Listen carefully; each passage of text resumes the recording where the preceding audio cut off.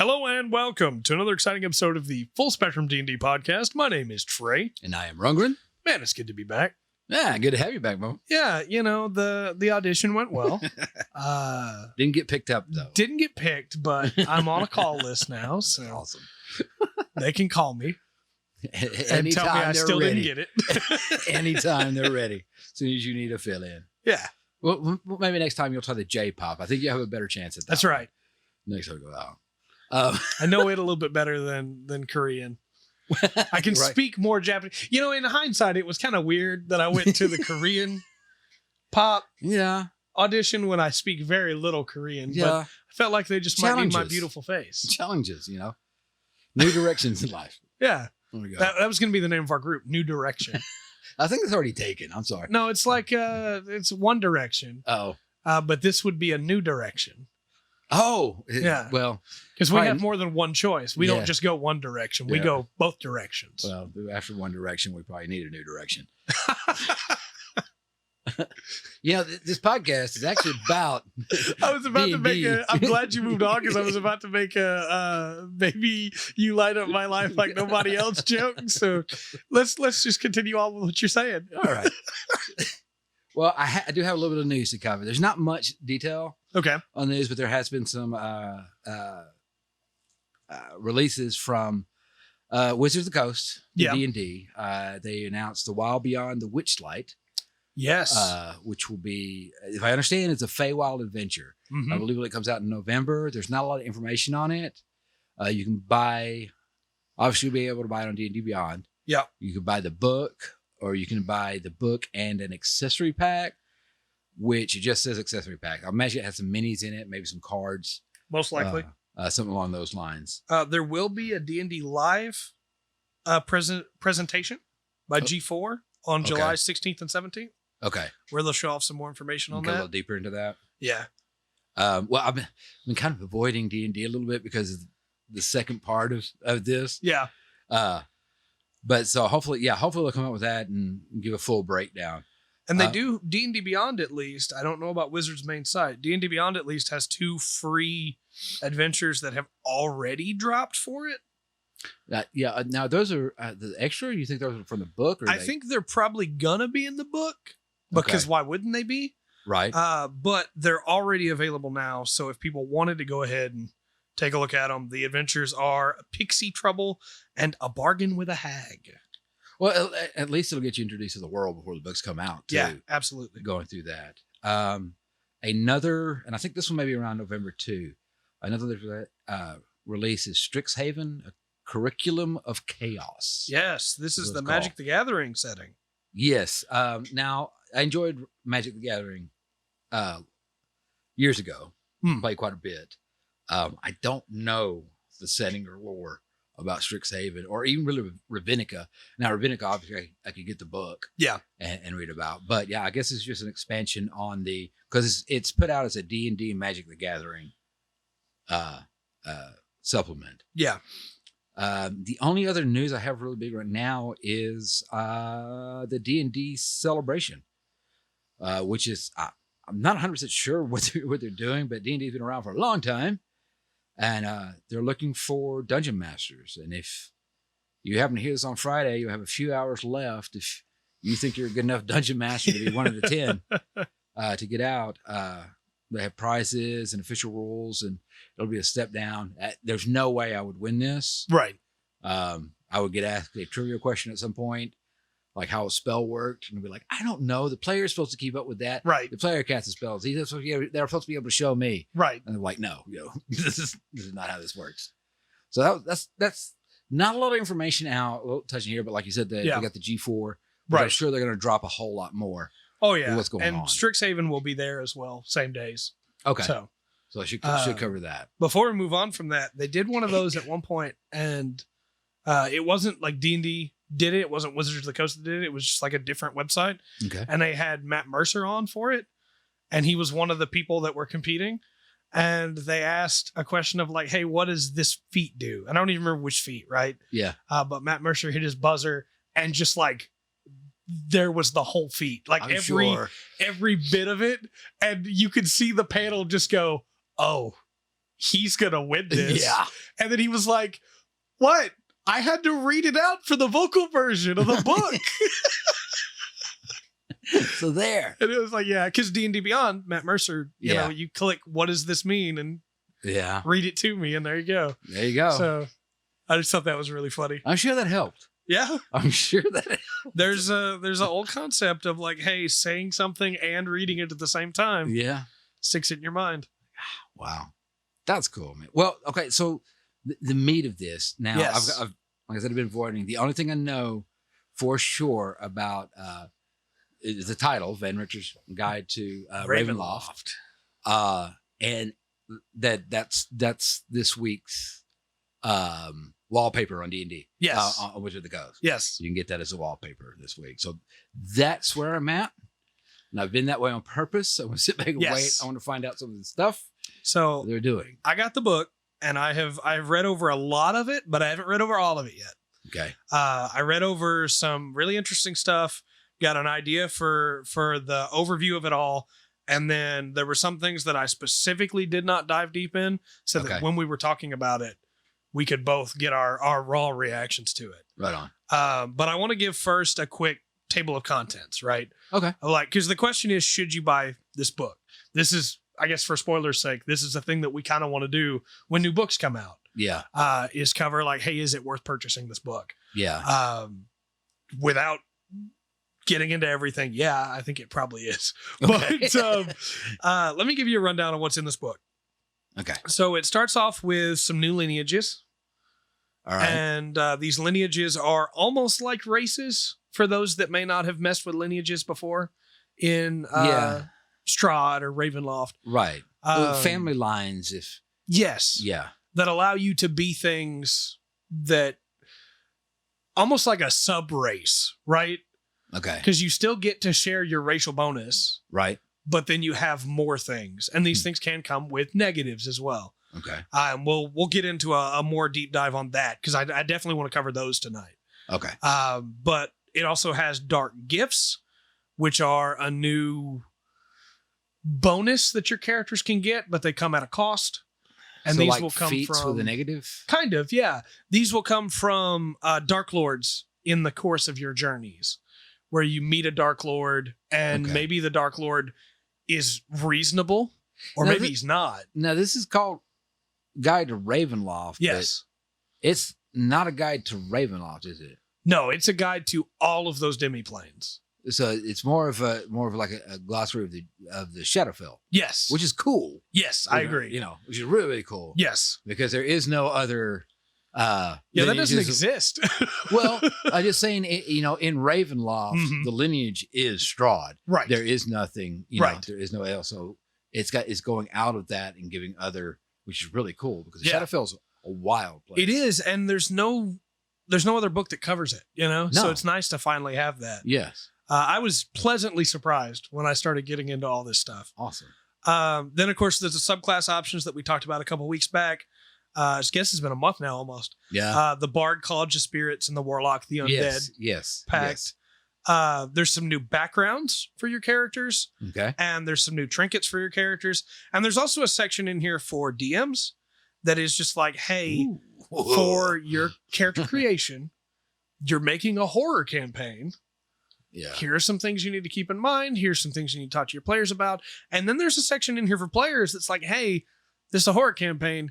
Here's 7 things you ought to keep in mind. And one of them, well, we should probably go over the whole list, but one of them is like, hey, maybe jokes don't need to be here. This is a horror campaign, All right. So that's just chapter 1. Awesome. Of this book. Chapter 2 is the creating your own domain of dread, which we'll get into what those are in a minute. Nice. But how you would make one, how you would make a Dark Lord, and the different genres of horror that they have used. Okay. And assign to each Dark Lord, each domain. Right. And which one you might want to choose. And those, I'll go ahead and read off those genres. It's body horror. Okay. Cosmic horror, which is, is my favorite. Yeah. Dark fantasy. Okay. Folk horror, which would be like fairy tales and things like that. Grim stories. Ghost stories. Of course. Gothic horror, Yeah. And then they just have a couple miscellaneous ones after that. But Right on. very, very cool. And that's chapter 2. Oh, this is good. Chapter 3 is the domains of Ravenloft, which includes the myths, includes magic and metaphysics, how people live in the Shadowfell. And then it goes for a deep dive on Barovia, which is Strahd. Yes. And I'm just going to read off the list here. Okay. Bluetspur, Borka, the Carnival. Okay. I remember the Carnival. That's really exciting. And that includes Isolde and Nepenthe, all the information on them. Darkon, Dementliu, Falkovnia. Some of these I know Ryan Rundgren is going to recognize.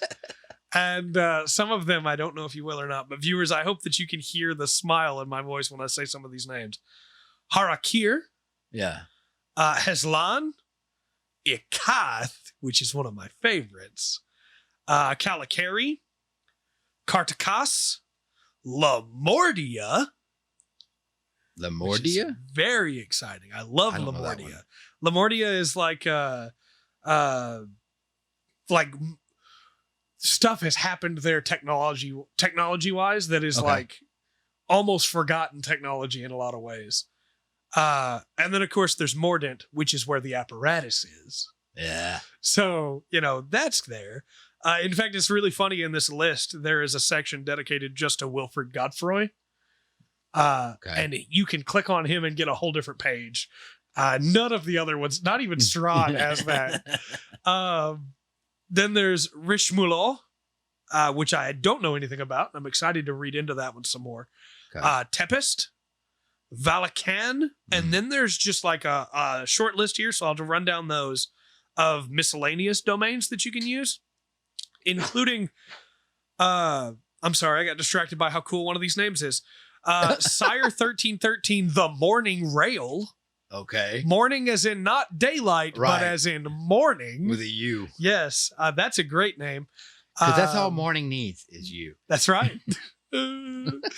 Forlorn, Gastria, Gehenna, Nvidia, not like the cards, the graphics cards. Right. It's the the afterlife. Keening, Clore, Markovia, the Nightmare Lands, Niranjan, Nova Vasa, Oder, the Rider's Bridge, Recibilos, Skena, the Sea of Sorrows, the Shadowlands, Scorange, Staunton Bluffs, Tovag, Vague Agency, Zarisia, and then it also has the Keepers, the Vistani, and other groups like that that travel in the Shadowfell. Yeah. And that includes people like the Caller, Es Davner, Erasmus von Richten himself. And then, of course, as if anybody could forget, Jander Sunstar.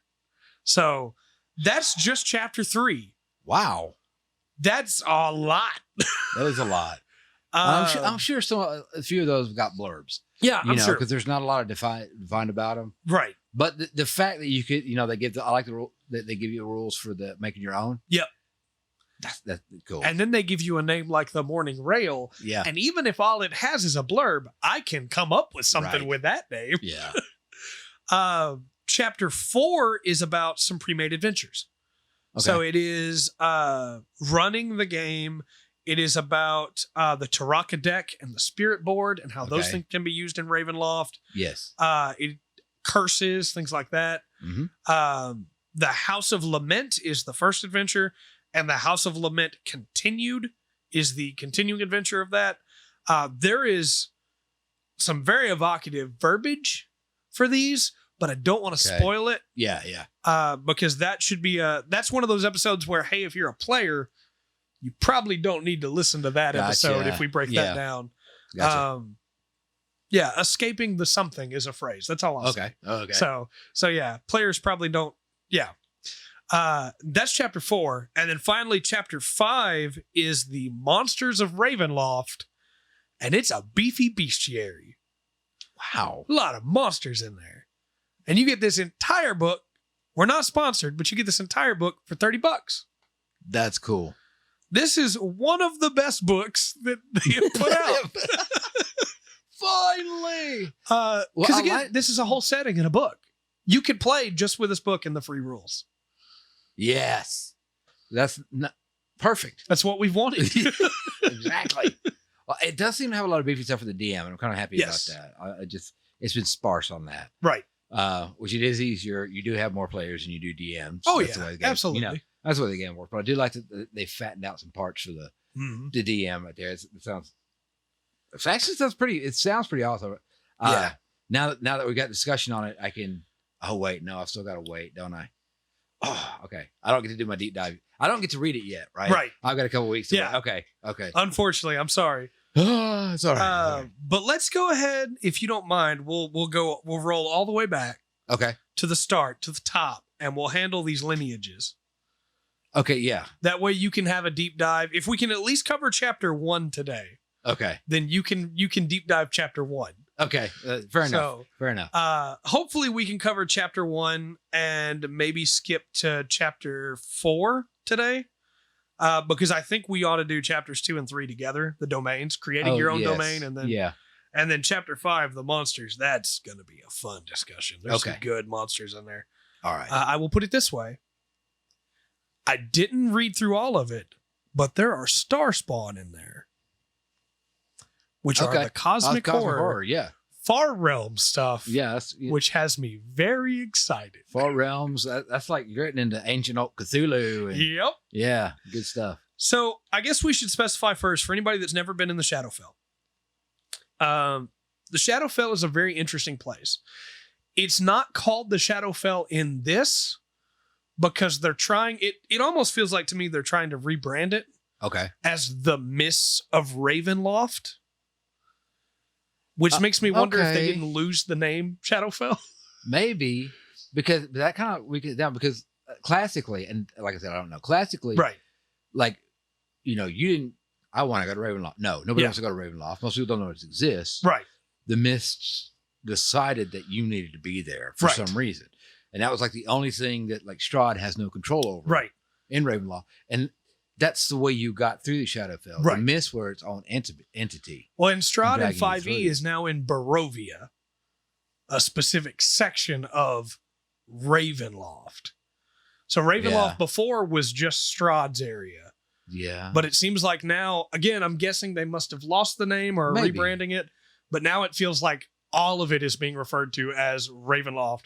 But specifically, they use the term the Mists a lot. Yeah. So what makes that so interesting for anybody who doesn't know is that it's all these demi-planes that are like stuck together by this mist. They're caught in this mist. Right. And the dark powers, as they're called, the Dark Lords, are holding it all together. And the Dark Lords themselves are also at the mercy of the mist. Right. As powerful as they are, they're trapped there. Right. And so they can exert their influence, but the mists are all powerful in a way. Yeah. And so they won't let them leave. Exactly. And so the mist will grab people from other planes of existence and drag them to Ravenloft. Right. Where they then can't just leave until they've solved whatever the mist wanted them to do. And it could be the mist wanted them to kill a Dark Lord, which the Dark Lord will probably reconstitute. Yeah. Or it could be they wanted them to solve this problem because the Mist don't want the demi-planes to fall into complete chaos. Right. There's no fun in that. See, this makes... Maybe we want to make a new class. Mistwalkers. Yeah. This is your job to travel the mists. Yeah. It's almost like a planeswalker could do that. Yeah. Yeah. But they're trained specifically for it. Right. Be specific to this. Yeah, I agree. Well, see, okay, that's kind of a weird thing though. I mean, you almost have to have that. Yeah. For this to really work and really feel well and really run correctly, you almost have to have your own. I'm not going to say your own classes. Right. Your subclasses should be a little bit different. Right. It's anyway. I think that's where the sub races come in. Okay. The lineages. Okay. Because what you talk about. Okay. Yeah, it lines up perfect because they are that different two I almost called it the Shadowfell again. Different to the Mists area, right? Yeah. You don't have this outside of the Mist. Okay. You come to the Mist and then something happens to you, or you were born in the Mist and the Mist pulls you to a different demiplane, or even in your same demiplane, but something has happened and it has changed you, either because of your lineage or because it just happened recently. Okay. These 3 lineages they give you are, let me scroll back down to them, are the Reborn, which is an undead, reconstituted, a Dampier, which is a part vampire. Okay, hold on. Yes. Reborn, is that like... obviously, you're not going to be a zombie. You're going to be... Right. You have brain function. And Well, everything. there's a lot of options. Oh. So it's not just a one-on thing. It's not just you have to be this. Oh, it's not like Reborn's its own thing? I mean, it is, but But there are heading over other... variants of it that you can be. And wow. they all have the same bonuses. So it's not like you're getting different bonuses. Okay. But it's just flavor. Right. Excellent. And they even have a table here that you can roll on for your origins. It's a D8 table. I'll read off those options for you. Okay. The first option is you were magically resurrected, but something went wrong. Okay. So, hey, somebody tried to cast resurrection and it failed. Okay. Or somebody dispelled it while it was being cast or anything like that. Number 2 is, and again, these are just options. You don't have to use any of these, but it needs to be of that kind of flavor, right? Number 2 is stitches bind your body, mismatched pieces, and your memories come from multiple different lives. You're Frankenstein. Yeah. Yeah. Yeah. Number 3, maybe my favorite. There's another one that's maybe my favorite, but number 3 is really evocative. Okay. After clawing free from your grave, you realize you have no memories except for a single name. Jason Bourne. Right. Yeah. Yeah. That would be fun. That could be fun. You're loading up your DM for that though. Oh yeah. That's awesome. Go ahead. This one is my favorite. Okay. You were a necromancer's undead servant for years. One day your consciousness returned. Ooh. You wake up. You've been working for this guy for eons. And all of a sudden you're free. Whatever control he put over you has faded. Like he got killed or the mist cut him off from you. And you're awake now. And hey, now it's your job to be a hero. And you don't even know what's been going on. Wow. That's a pretty good one. Yeah, I love that one so much. This one's also very evocative. You awoke in an abandoned laboratory alongside complex designs for clockwork organs. And so maybe you don't know. Yeah. Do you have clockwork organs or are they regular organs? You don't know. So cool. I'm gonna take a knife and stab myself. You want to kill yourself? It only does like D6 damage. You were released after being petrified for generations. Your memories have faded, and your body isn't what it once was. I would have fun role playing that. That'd be really cool. Yeah. Still trying to get over the rigor mortis, as it were. Number 7 is your body hosts a possessing spirit that shares its memories and replaces your missing appendages with phantasmal limbs. Your body has been taken over by a ghost. Are you the body or are you the ghost? Ooh. It's really cool. That is cool. And then number 8 is in public you pass as an unremarkable individual, but you can feel the itchy straw stuffing inside you. Yeah, I live that in my everyday life. I'm not going to do that. I'm going to role play that.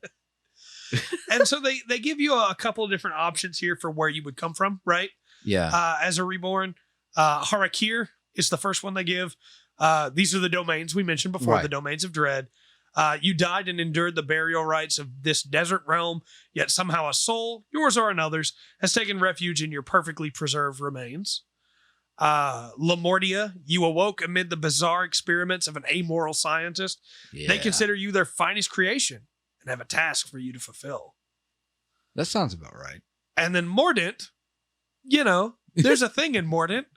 You emerge from the mysterious device known as the apparatus. Yeah. Your body, a lifeless shell, and your past, a mystery. That's interesting. And that is all under this role. These are all heavy role-playing options. Yes, they very much are. And especially when we get into the Hexblood, which we haven't even talked about yet, or the Dampier, there's a lot of stuff in there. I'm kind of wondering, because I'm thinking, I have people out of the two groups I run. I have people that I think everybody would have fun playing this, but I don't think everybody would be on board for the atmosphere that it's really trying to push. Yeah. And it's no harm, no foul on the other players. It's just heavy role play. It seems like it. Or it seems like that's where you would get the most out of it, I should say. Yeah, you could just gloss over all that if you wanted to. But speaking of heavy role play, they give you a table just for your lost memories. That's cool. Where the DM, if whichever one you choose when you start, your DM can roll on that and see, are we hitting it? No, we're good? Okay. Or, no, we're not good. That gives like a little wild magic feel to it, the lost memories. So your options here that they give, again, you could probably make some more with your own DM, right? Right. But the options they give are, you recall a physically painful moment. What mark or scar on your body does it relate to?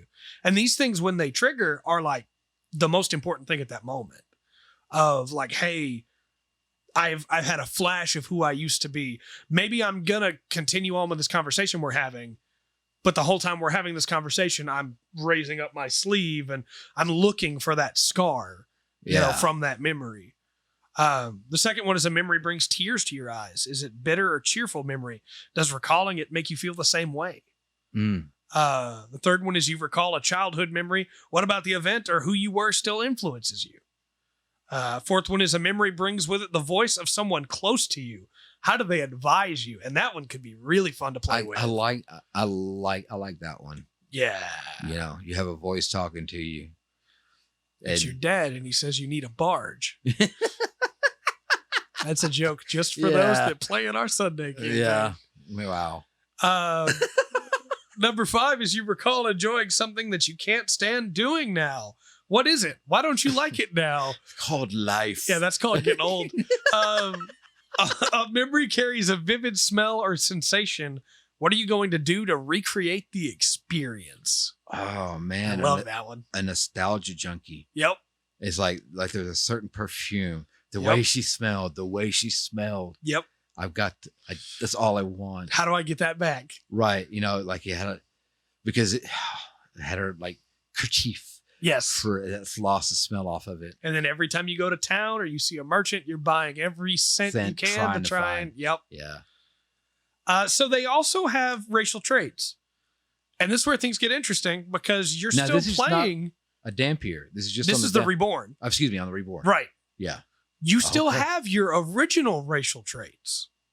Oh, okay. So, go for it. It's a little more than just background. Okay. Right. So these override your previous ones. Specific beast. You cannot be large and be a Reborn because you're a humanoid. Okay. So you have to be medium or small. Your speed is still 30. You haven't lost any speed.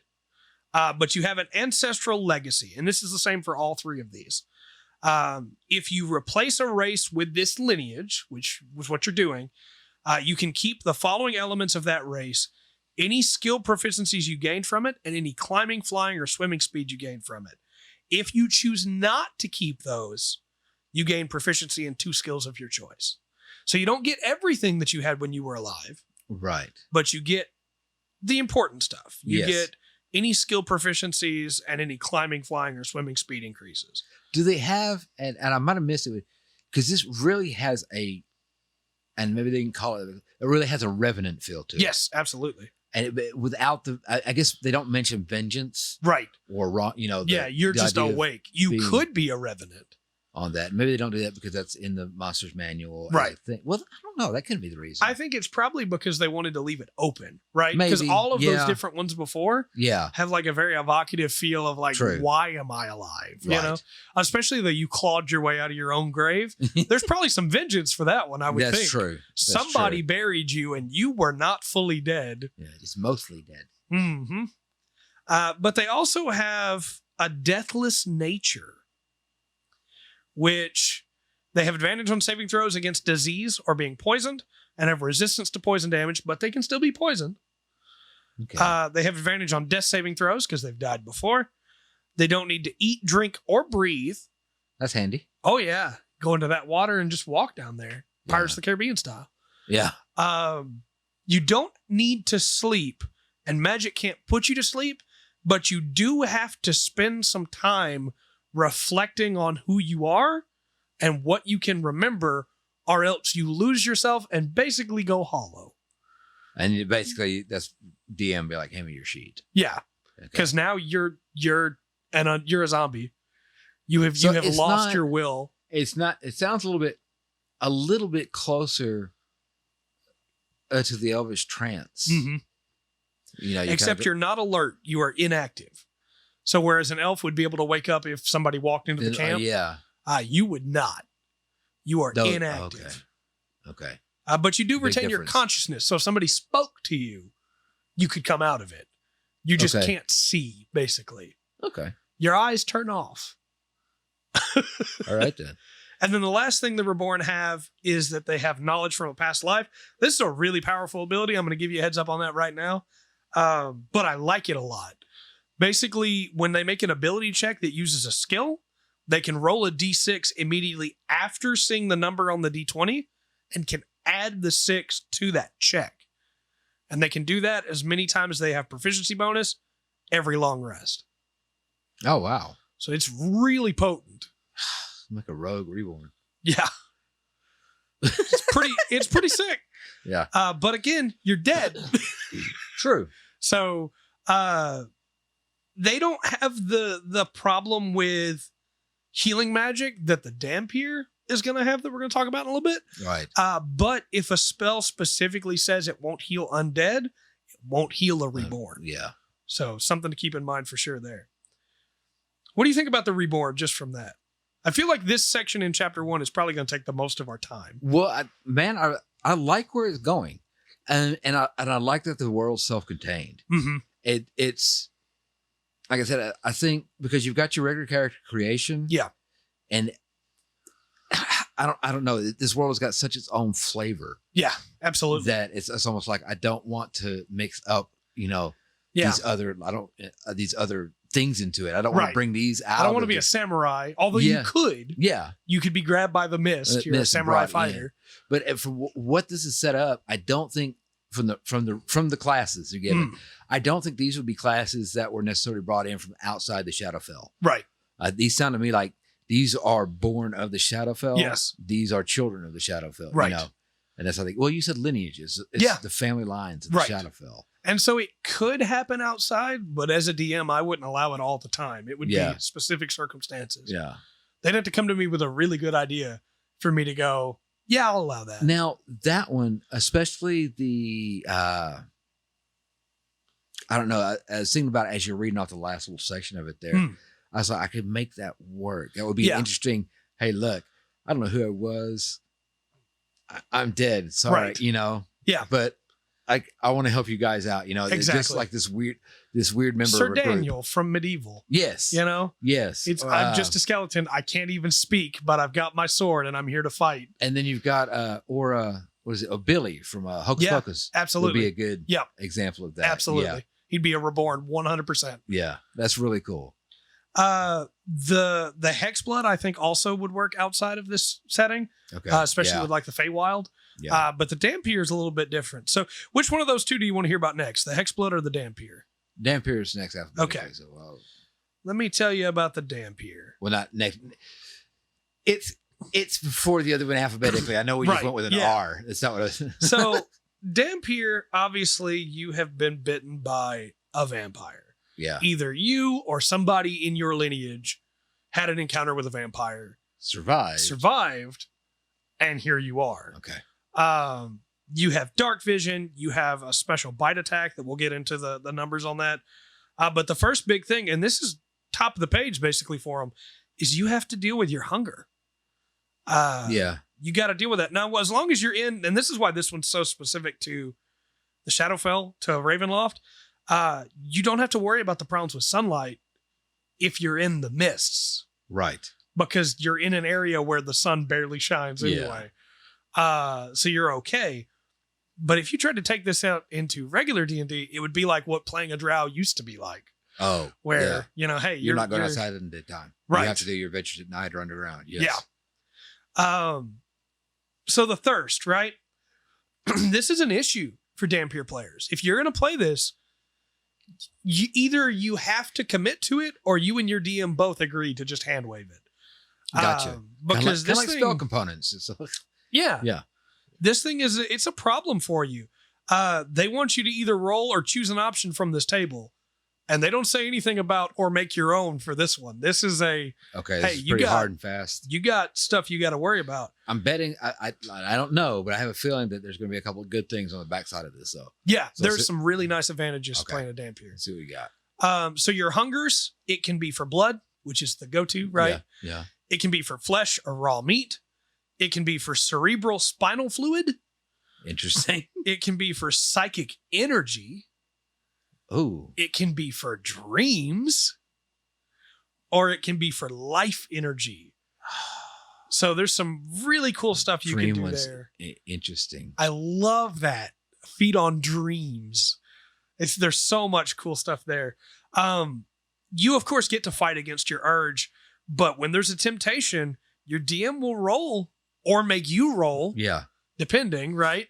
To This see is- how you're handling it. This reminds me of playing Vampire the Masquerade. Yeah. And one of the things I've heard complaints about it, a lot of people for some reason don't like just because it uses just 10 decided dice. Right. That seems to be the final argument against it for some people. I don't understand. Not all, Right. but some. But I think they handled that real well because that was something, that you had to fight against. You had to keep in mind. Yeah. While you were playing that. And that's what made the vampire game system work. I agree. The monster you are, less monster you become. And it sounds like they're really digging into that on this Yeah. Dampier. I like it. Yeah. It's really nice. They have some origins here too. I'm just going to run through those real quick. You're the reincarnation of an ancestor who was a vampiric tyrant. Okay. You're packed with a predatory deity, fiend, fae, or spirit, cause you to share their hunger. So this is a way you could be a Dampier, but not be in Ravenloft or in the Mists. If you have a pact with, say, Okay. I think guess you're saying. like a hungering spirit, right? Yeah. Then maybe you share, or you have a pact with, what's his name? The Cthulhu one, the one that I love, the Elder one. The Elder I'm being. sorry. I was going down my own path. I was thinking of making a pact with Tiamat Right. for death, Right. which would be the flesh, Yes. or maybe the life force Right. that you take it. That could possibly run in Dragonlance world. Yeah. It would be hard. That one with the Reborn, I think I can see running a like a hero campaign with that, Yeah. or a justice campaign, or Yeah. vengeance campaign. Yeah, with the Reborn. Right. The Dampier just overall right now, it really seems darker. It does. You It know. definitely does. And maybe it's because I don't know. Maybe I ruined the Reborn with the hocus pocus Billy Yeah, maybe. kind of thing. But yeah, the Dampier definitely sounds a little bit darker. I think you would have to be, right? And as much as I love Yeah. the idea of it's the Great Old One, I remembered it. Yeah. Much as I love the idea of a warlock that's packed to the Great Old One, Yes. that is like a Dampier and feeding off of dreams to feed them back to the Great Old One. Like that idea Yeah. is super cool to me. Yeah. That's not going to be a good character. That character is feeding dreams to an elder being, There's no.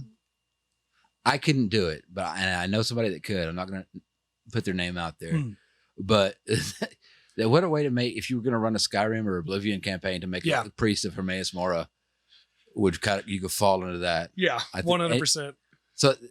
So far pretty cool. Okay, so I'm sorry, I didn't mean to cut you off. No, you're with the good. other. Okay, go for it. Number 3 is you survived being attacked by a vampire, but were forever changed. Not your. Okay, this is you. Right.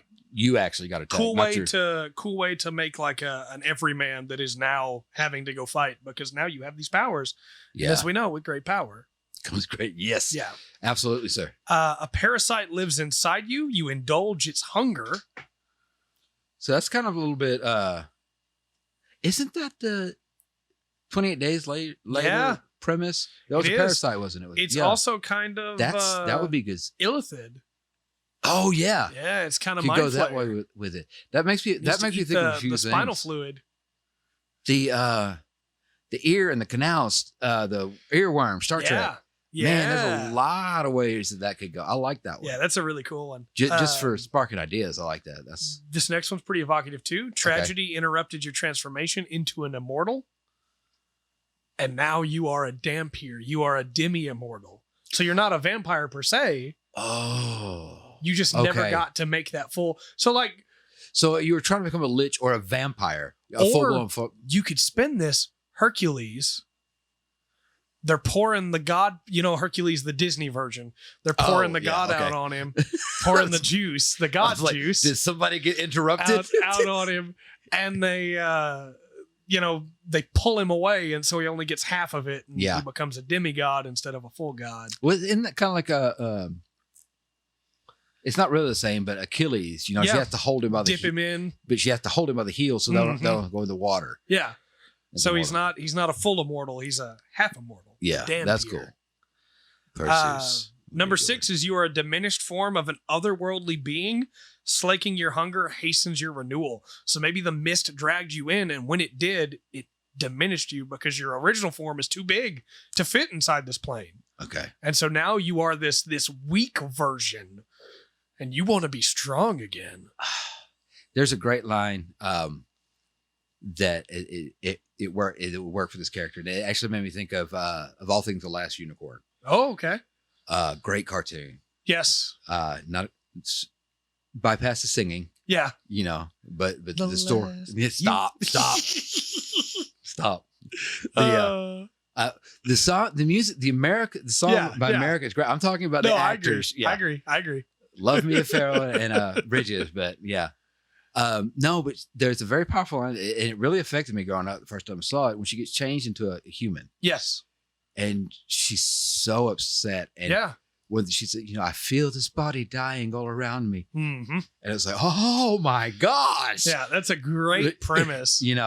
That line kind of hit home for me, and that kind of idea going with that, because she went, she was an immortal unicorn. Oh, yeah. And now she goes to this mortal form. Andrew from the podcast, from the regular Full Spectrum podcast on Tuesday nights on Twitch at TH3 Full Spectrum, has always wanted to play as Vecna diminished. And I think something like this is a great way to go, hey, here's a god that is not in their form, does not have access to their whole power. It'd be cool. I'll run a prologue. He can be Velkin. Yeah, that would be really cool. The next one is kind of simple, but hey, one of your parents was a vampire. Okay. Yeah, so compared to the others, Blade. But exactly, there's still a lot you could do with it. Yeah, which is not exactly the same. She got right. I think his mother got bit while she was pregnant. Yes, which I would say falls under the same and thing. And maybe in this situation, the vampire is actually like a good parent. Maybe it's not a it's not a tragedy. It's just this is life. Yeah. And then finally, a radical experiment changed your body, making you reliant on others for vital fluids, which is a cool idea as well. That is a pretty cool idea. You got your venom. You have to feed off other people's life force to be able to keep going. Symbiotic relationship. Yeah. Again, just as with the Reborn, they give you some ideas of where they could come from. Barovia, of course, is one of them. There's already a great vampire lord there. Yeah. In the form of Strahd. So, hey, Darkon is another one. Right. And it says the Kargot, the Shattered Domain's secret police, supposedly know the secret of immortality. So you could have been one of them or been related to that in some way. And then Ikath is the last one. And I think it's such a cool idea to have Ikath as a Dhampir, because the vampiric Jiangshi attack every night in Ikath. Is that you're going to have to... When you say Vampire that, China. Yeah, but I'm thinking, is it the Vampire China? Yes. The headless? Yes. The entrails? The green fur? Yes. Okay. Because you keep saying that, and that's what I'm picturing, but I don't know if they went that far with it. They did. Okay. It is actually, that's creepy, but interesting. Yes. So yeah, maybe you ran into a Jiangshi and you survived the encounter, but now you're a Dhampir. Yeah. And now you need to hunt as well, just like they do. Just like before, some traits. Got to be medium or small, can't be large. Again, you're humanoid. Yes. Your walking speed's 35 feet. You get that extra. Yeah. It has ancestral legacy, just like the Reborn. So you take the same traits, or if you don't, you can take proficiency in 2 skills of your choice. You have dark vision for 60 feet, but everything's gray in your dark vision. There's no color. Okay. So yeah. it's dark vision, you know? Yeah. But it's interesting to me that there are some depictions of Dampiers and vampires where they do have color. So it's interesting that they specified, no, it's gray. Oh, okay. Well, isn't dark vision? Dark vision normally is, gray. yes. Yeah. Yeah. But so, it constitutes as color for I guess. Okay. For, yeah. Okay. Well, and like, what are they called? They stink and they live underground. Do you realize how little that narrows it down? The lizard race. I can't remember their name right now. They see in color in dark vision. No, that's it's a frog. That's a weird. It'll hit me frog. later, and there'll be a comment that tells us, "How could you dare forget the stinky lizard race of monsters?" They have a really funny name. Anyway, they can see in color, but Dampier cannot. Okay. So sucks to suck, Dampier. Yeah, should have been a stinky lizard person instead. Yeah. You had deathless nature. You don't need to breathe. Right. You also have spider climb, which is incredible. Because at third level you can move up and down across vertical surfaces and upside down along ceilings while leaving your hands free, which is super cool. See, I'm like, this is reminding me a bit with these powers that they're getting of the Dark Sun setting, because you couldn't take, you didn't, second edition I'm talking from, you couldn't take those characters out of Dark Sun and put them in Forgotten Realms. Right. They would wreck. Oh yeah. You know, and it was built that way, and it's just really, really cool. I'm actually building a group in my head. We've got with each one of these. So I've got these. Go ahead, continue, please. They also have the vampiric bite. It's a natural weapon, counts as simple melee, with which you are proficient. You add your con mod instead of your strength mod to the attack, and damage rolls when you attack with this bite, and it deals 1d4 piercing. If you are missing half or more of your HP, you get advantage on the roll. Ooh, which is very nice. That is good. And when you attack with this bite and hit a creature that isn't a construct or an undead, you can empower yourself with either regaining hit points equal to the piercing damage or bonus to the next ability check or attack roll you make against that target. Wow. So, very good. But that's your attack. Yeah. So, but then my next attack. Right, where I'm going to use my sword. Yeah. Where I get plus, however, 4. The bonus only equals the piercing damage dealt by the bite.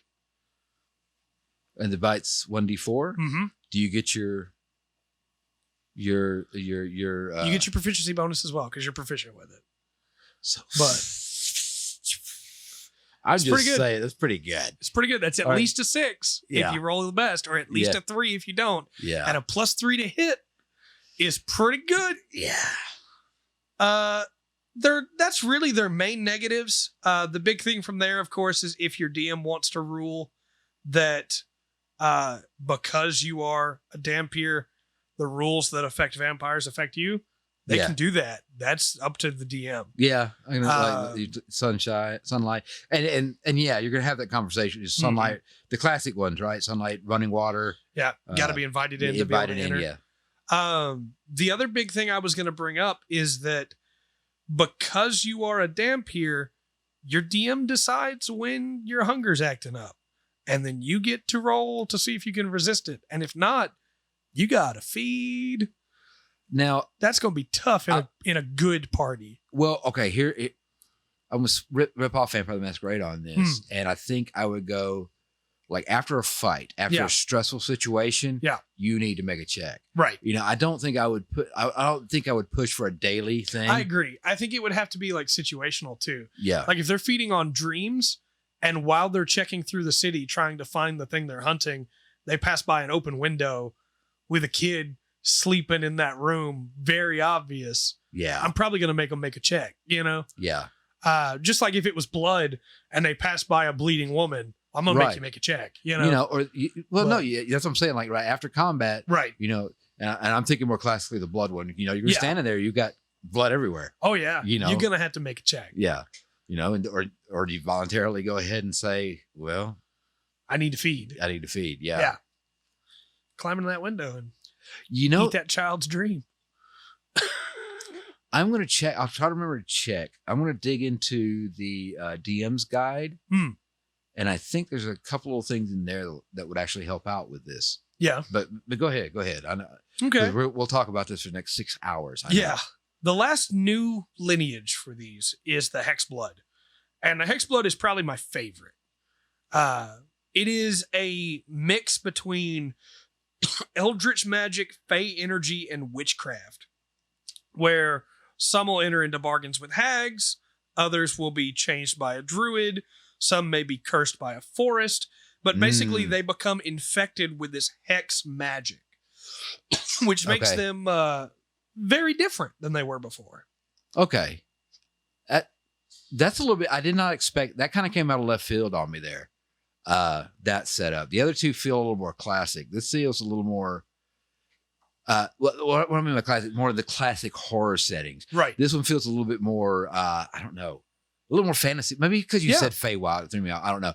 But I don't know. It seems a little more expansive. I'll have to keep going. This is very interesting. So what makes it so interesting to me is the origins, right? So your options are the first one that they give you. Obviously, you can make more with your DM. Yeah. But the first one they give you is seeking a child. Your parent made a bargain with a hag. You were the result of that arrangement. And so this is now a good time as any to mention. Hexbloods are forever changed by the magic that courses in their veins. Right. They gain an unusual crown, like an Elder Cross or a Witch's Turn, that they cannot remove. Right. It's a part of their being. Yeah. And marks them for everyone that sees them. Yeah. Their skin will normally turn more of a darker shade.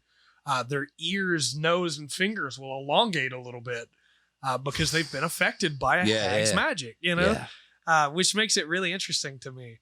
The second one is Fey kidnappers swapped you and your parents' child. That's an ancient story. Yeah. Changelings. Yeah. That's an ancient. Oh, we're on an Irish campaign with that one. On that. Yeah. Wow. Maybe after growing up thinking you're normal. Yeah. And then all of a sudden you turn purple. You can do something with that. Yeah. So this one. I think it's a little more open. It does of in a surprising way. The darkness of that I think a lot of people don't consider, right? Yeah. Imagine again, even if we just use that one, you grow up thinking you're human, right? And then one day you're purple, or you have the Elder Cross turned up, and you don't know what's happening, and your family disowns you. And you're driven out into the woods, and then the old hag finds you and says, yeah. It just, ugh. Which number 3, a coven of hags lost one of its members. You were created to replace the lost hag. I don't wanna. And that's your journey, right? You're trying to get away. Yeah, you're being hounded by hags. Yeah. Number 4 is you were cursed as a child. A deal with the spirits of the forest transformed you into Hexblood, but it freed you of your curse. Now you're just cursed in a different way. Take on a bargain. Yeah. A bargain with don't bargain with the Fae. That's never. Another old story. Never make a deal with the Fae. The 5th one is you begin life as a Fae creature, but an accident changed you and forced you from your home. So you started out as a Fae, but you were driven out because of something, and now you've been forced to take this form. These are all very interesting. I'm liking this. And the last one is a slighted druid transformed you and bound you to live only so long as a sacred tree bears fruit. That's an example. That's very specific. Yep. But I realize that they're going with something like that. Yeah. Very cool idea. I like that. So like I was saying, as I was going through kind of building this group, and not anything in particular, just like the look of them. Right. The descriptions you were giving me and everything. Like a Van Helsing, like they're hired to go after and keep people in order. Yeah. So the Reborn, now it seems to me like they're going, okay, think of this like your classic Transylvania. Right. Where, look, we're making this to where they're all humans. Right. Right. But they don't have to be. Right. Maybe your Reborn's an elf. Right. Or a dwarf. But on the surface, it feels to me like you would do, like to capture the feel, whatever. Yeah. You probably, the human Reborn might be a rogue. Yeah. The Dampier, some caster or fighter. Yeah. And then maybe Eldritch Knight fighter. Yeah, that would be a good, actually. find a good use for the Eldritch Knight, I think. Oh, yeah. Maybe, with that. It fits And then perfect. the last one there can kind of cover so much. Oh, yeah. And a Hexblood Druid, a Hexblood Ranger, Hexblood Monk. There's so many different ways you can take that. Well, I'm kind of thinking of I know it will be weird with my I've done, but like you could do a Hexblood Cleric. Yeah. That, this is part of fulfilling that they had to step into this. Oh, they took this oath and they have to take on this responsibility of a Hexblood. And that's how, that keeps their clerical powers going. Hexblood Warlock Pact of the Fae. Oh, yeah. And the side effect of the pack is they're turned into a Hexblood. Yeah. There's so much you could do. I think that's a good Sorcerer Hag Bloodline. There's so much you could do. Well, I think this might be why that third one you said is just such a pleasant surprise for me. Yeah, because I when you went through the first two, and I loved both of them. I think they're awesome. When we went through those, and I'm thinking about those. They kind of different things kind of fall into mind, right? And I had these pictures and these images, different things under different ones, and especially we're talking about how they were formed and what happened. Yeah.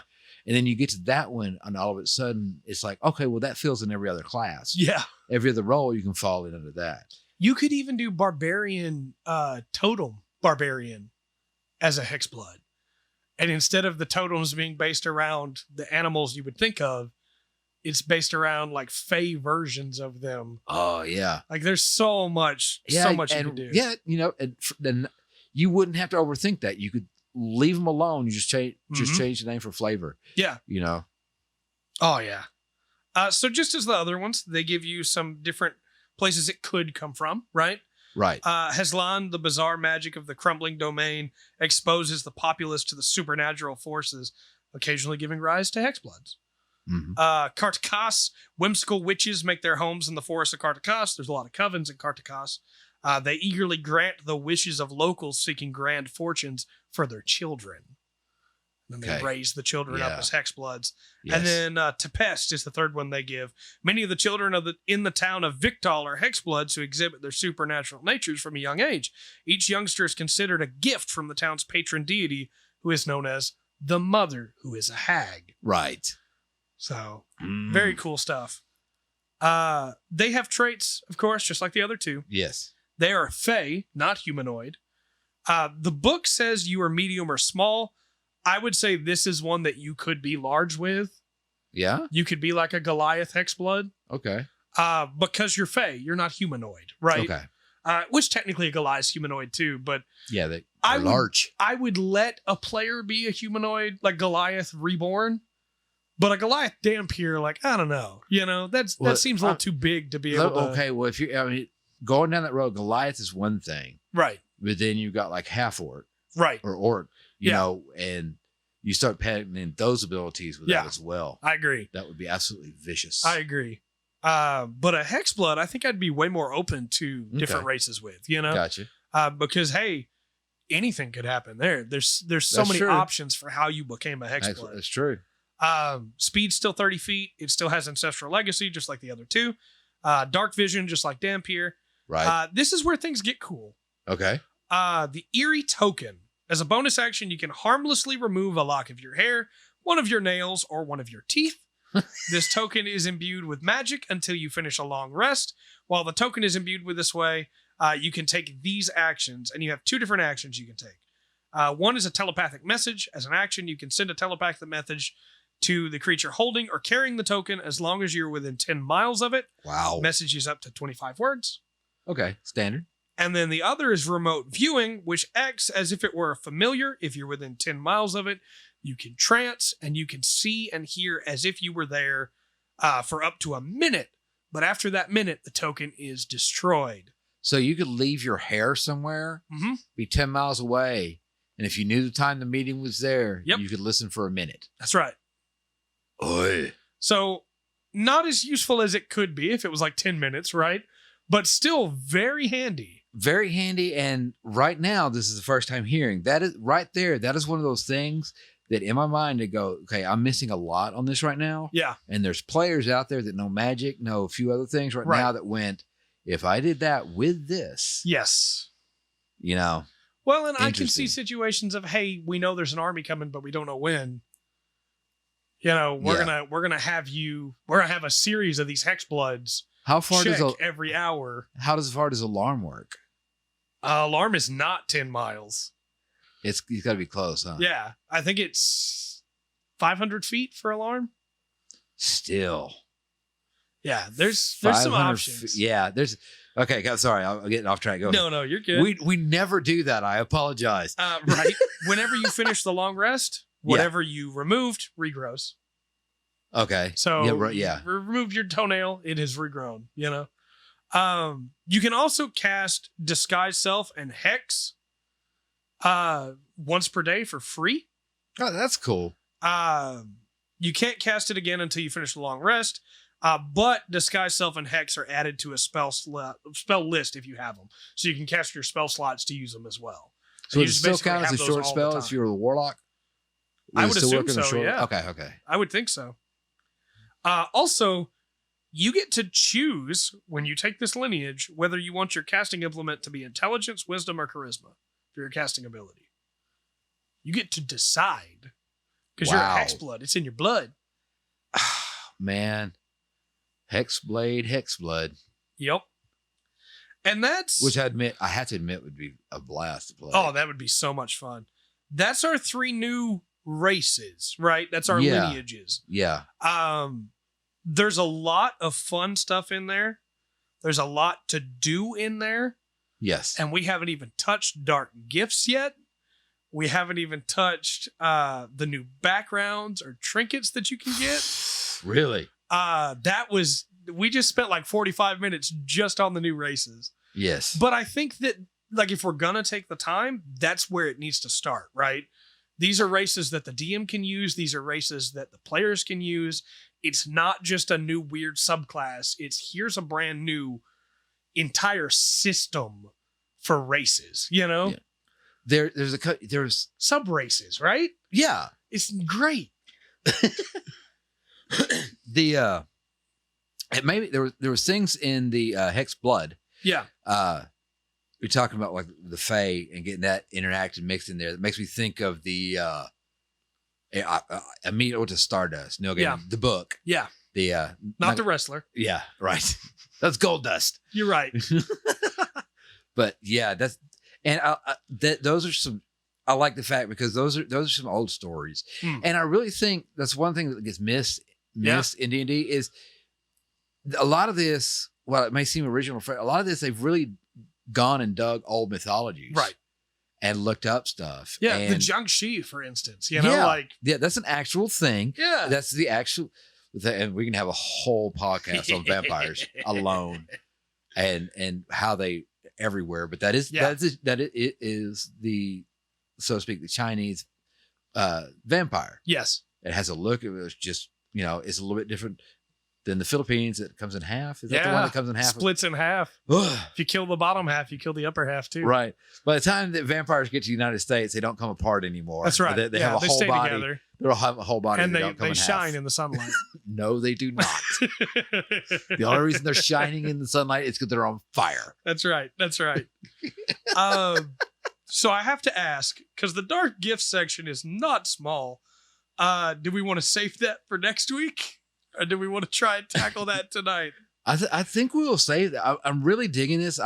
I'm agreeing with you so far, just on the table of contents, what you've kind of given me. One, the excitement you have about the stuff that you've been reading. Oh, yeah. We've barely touched some of my favorite stuff. That's what I'm talking about. We can say through this stuff. There's so many ideas just off what I would like to run a group that has one of each of those. Yeah. And then a regular player. Yeah. And I say a regular player, regular character, so to speak. Yeah. And honestly, for me, like the plainer the better. Yeah. Like a human knight. And see how it compares. Yeah. But not only that, like this human knight has to okay, I'm your guide as we go through this area here. Yeah. I think it could be, I don't know. You could take a planeswalker that has been pulled in by the mist and he's used to the weird and he's used to things being odd. Right. And hey, I need help to go take this out so I can leave. And I'm just putting up with all of you until we get this mission done. And I've seen weird stuff, but nothing as weird as this. Yes. Oh, man. I don't know, dude. I'm very excited for the rest of this. I like the domains.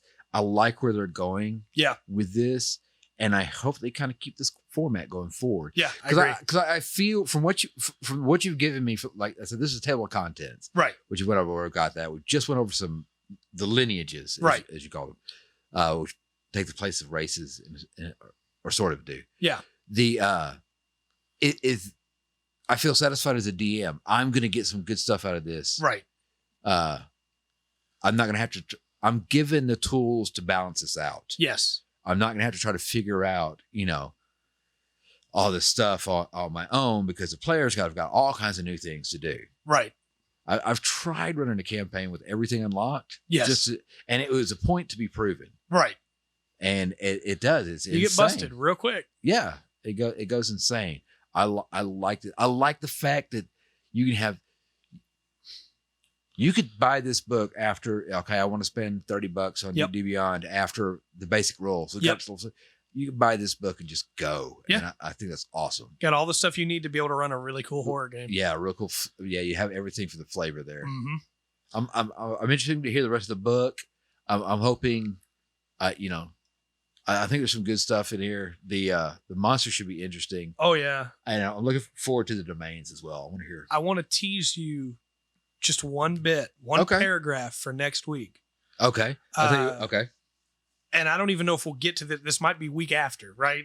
Okay. Because this is about the dark powers and the domains. But I want to tease you this because it's in the first chapter, and I don't want you to read it before I get to hear your reaction to it. Okay. Because it's in the intro section of like, hey, what are the dark powers? And this paragraph is talking, it tells you that they are the amoral guardians, that they're the evil architects, like we talked about earlier. Yes. But then it says they are the undying remnants. The dark powers are all that remain of a multitude of vanquished evil deities and demigods. Traces of their power linger in amber. That is a new name for something. Lingor. You just wait till Sunday, buddy. Let's retake that one. Traces of their power linger in amber sarcophagi scattered throughout the domains of dread. These diminished vestiges manipulate their realm to create negative forces that sustain their essence and build toward renewed apotheosis. Oh, wow. And so that's why things are happening here. As we talked about earlier, they cause problems. They bring in heroes to beat the problems so they can feed off of that essence. Yeah. It's so evocative. And as a DM, when I'm buying a book, what I want is evocative. I want something I can work with. That's where I think Theros succeeded, Mystic Odyssey of Theros. Like we said before, that was the best book that had come out in a long time. This is now the best book that has come out in a long time. And like you said, this sets the standard. I want more books like Ravenloft. Right. Where I can go, this is for you, the players. Mm-hmm. This is for me, the DM. Right. I'm going to bring something up because it goes along something. You know who Puffin Forest is, right? Yes. Okay. He put out a new video, and he kind of hit the nail on the head with, of course he did, of course he did. Yeah. But what he was talking about, he explained, as he does, and he had this great scene built up, and he was like, and the lady has a dagger held to the throat of the thing in an intense scene. Yeah. And somebody goes, hey, that's only, it's not going to kill him. It's going to be like a couple points of damage. Yeah. It just kind of kills everything. Yeah. And which, yes, it does. Right. And it's hard after playing for a long time. Yeah. To not, and there's a couple, he had a couple other ones in there. That were amazing job on that. And I really think what it sounds like to me, what they're doing in this and how they're presenting it is trying to get away from that. Right. It's like, hey, stop thinking about the numbers so much. Let the numbers be. Let the scene be what it is. Focus on how cool this is. Yeah. Let the scene focus on the story. Yeah. Then use your numbers to advance the story. You know, Right. use what you've got there. I guess in a weird way, that's where like video games have helped me with D&D. I know video games are Yeah. normally the thing that hurts D&D, right? As far as people look at it, because they expect it to work like a video game. Yeah. But there is one thing that I think transfers really well, which is cutscenes and gameplay. Yes. And in cutscenes, Nathan Drake can die. In cutscenes, Phoenix Downs don't work. right. You know, whereas in You had to gameplay, bring that one up, didn't you? yeah, you know, that one's always close to my heart. Scab off. In Oh, so- cutscenes, you can't use the smooth powder to bring Palom and Porum back. You know, when they've been turned to stone. Yes. Spoilers, I guess, for FF4. Yeah. Sorry about that. Is it too early? Is it? I mean, it's too only early? been out for the majority of my life. But yeah, I think that there should be a divide. And this book, I think, does a really good job of reminding you, hey, it's about the session. It's about the horror. Yeah. It's about being drawn into the darkness of this world and how things don't work the way that they should. You know? Well, this is the thing. This can get goofy Yeah. real quick. Yeah, you got vampires walking around on the ceiling, you know? Yeah. Well, think about it this way. You've watched a movie and you've seen how many times you've seen a line delivered. Yeah. That, and I'm going to give the actor or actress at the top on it. They nail it. Yeah. And if they hadn't, it would have been just corny. Oh, yeah. 100%. Bruce Right. Campbell. Yeah. Bruce Campbell, very first Evil Dead. Groovy. Yeah. It's like that line written on paper should have everybody in the theater laughing Yeah. because that line is ridiculous. Right. But the delivery of that makes you go, yeah. And then there's many other quotes from that I'm not going to quote right now. Yeah. But gosh, that's so great. But I'm thinking like I'm a fan of the MCU, Yeah, absolutely. and I realize not everybody's gonna like that, Right. you know. But I grew up with comic books. I'm Yeah. kind of a dork. I'm sitting here talking to you about D&D for an hour Right. or so. But you know, and the MCU, a lot of that. One of the things I think that makes that successful is there's a lot of corny stuff there. Yeah. That they take seriously enough. Yes. And if you don't believe it, really look at the actors that they've picked up, Right. Absolutely. and who's putting in there, and the jobs they've done. Absolutely. And here, you know, another episode I could do on that. It's But the reason Kingdom Hearts works so well too. they take Like, it seriously. They're talking about some really dumb stuff in Kingdom Hearts, but Right. it's played straight. Yes, And so, hey, I'm in it. Yeah, let's go Right. beat the darkness, but that's what I'm the saying. nebulous darkness. You run this right, and this might be enough of a D&D session where, you know, we play it with the lights dimmed. Right. Yeah, You know. absolutely. Maybe there'll be constant thunder and lightning going on Absolutely. in the background or something like that. This would be something to set up to really set up the atmosphere for. Yeah. Because like the reason why Airplane is so funny is because it's played straight. Right. But you've got to, you know, I don't know. It's very Don't call exciting. me Shirley. Yeah. But Leslie Nielsen's like actually a very, you know, he got that part for being Yes. a soap opera straight drama Yes. actor. And that's also why it works. But that's a fine line. And I think that's another good thing to bring up when you're running this. You're gonna, especially if you're a DM that doesn't do a lot of voices, Mm-hmm. you're gonna be voicing a hag, and at some point you're gonna go, Yeah. and everybody needs to not laugh when you're done with that. You know, everybody needs to be in the mood of this is a hag. This is one, if you can't do voices, I really think that you back that up with the atmosphere. Right. You know, Absolutely. As you hear the crackle of the laughter as the voice, you know, the hag's laughter rolls across the swamp or the fog or through Also, that. just a quick You thing. really have to build up the atmosphere. If you want to do a good laugh for a creepy hag and you don't want to do the stereotypical, yeah. just giggle. And you can take a simple giggle. I'm going to try not to spook too many people here. Oh, You can take a simple giggle and you jokerify it, yeah. and it becomes.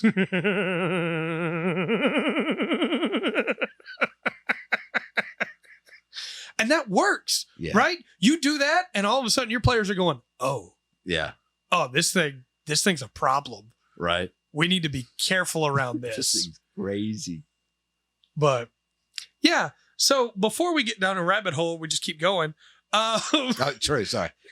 Next week, Okay. we'll cover the Dark Gifts. We'll finish out chapter 1 next week. We'll plan to finish out chapter 1 with Dark Gifts, which you said are kind of like sort of like feats, but they have negatives with them. Yes, absolutely. Okay. There's also the 2 subclasses, Bard and Warlock. I'll go back through those and double check there's not anything new before next week. Yeah, we do talk about those. Because I think maybe we could just go like, hey, refer back to that episode. That was College of Shadows and College of Spirits. College of Spirits, excuse me. And Warlock was the Undead. Undead, yeah. And it was a necromancer type. Reborn. Not bad, yeah, actually, yeah. And then finally, we have backgrounds and trinkets, which go hand in hand. Trinkets are a thing that I think a lot of people forget about with 5e. You get those when you make a new character. They're like a set of dice or a tooth from a thing you hunted. A letter with a question, yeah. But these are horror trinkets, and they're actually pretty cool. So I'm excited to get into those. And then the new backgrounds are really interesting too. I will tease you on those. The backgrounds are Haunted One and Investigator. Okay. So we'll finish off chapter 1 hopefully next week. Okay. And then depending on how long that takes, we'll either go straight into the domains or that's probably going to be a whole episode on its own, but it might wind up being 2. There's a lot of them. Okay. Or we might dip into the monsters depending on how long we finish chapter 1. Here's the thing. I really want to get into domains. Yeah. I'm very excited about the monsters. Yeah. And I kind of want to like delayed gratification. So I kind of want to put them off. Put the monsters off until the end. Yeah. I want to do those last, even if we have to skip a few. Okay. To do them in one episode. You know, I'm okay with that. Sounds good. I feel like we're probably going to wind up spending more time on the curses than I think we are. Okay. You know, like that's probably going to bog down not because they're bad. Right. But because there's a lot more information there. Okay. In my head, yeah, we can cover those, no problem. We kind of already do those in our campaigns as like, because they have like exhaustion is stress instead. And like what happens there. But most likely we're going to spend some time talking about those and how you should use them. So see, this is what I'm talking about in the DM's guide. They've got like the horror, the sanity rules. Yep. Things like that. I believe there's a couple more things I can look up. Like I said, my personal opinion, I think this is absolutely worth $30. If you are a DM, 100% it's worth it. Yeah. If you are a player, there's not as much in here for you, but it's also cool. Here's here's where I'm kind of thinking. I don't think I'll get an answer to this until we really kind of get into the monsters. Right. And then maybe still not. I'm wondering what level does this peak at? Where we're at? I will tell you the last challenge rating on the chart that they give you in the monster section of this book. Okay. Is 21. Okay, so that could be anywhere from 15 to 20. Mm-hmm. That's not bad. You can use this book for a while. That sounds good. And the amount of monsters. What do you say we could probably do 2 to 3 podcasts on just the monsters? I think so, yeah. There's especially awesome when we get into the types of star spawn. I love star spawn. Yeah. So we may spend some time on that, what you're saying. I don't want to bog us down too hard here, but right. I will say, as somebody who DMs 5e, I have been having to take star spawn from 4e and move them up because this is the first time they've been in a book. Yeah. I love now having stat sheets for star spawn. Yeah. Conversion's not impossible, right? But it's nice not to have to do it. Right.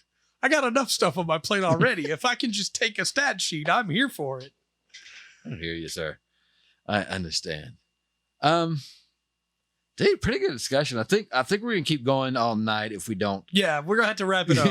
Wrap this up here pretty quick. I'm really excited to talk about this book more. Okay. I'm so glad we decided to take a look at it. All right, I got to avoid D&D on the YouTubes and some other stuff a little bit.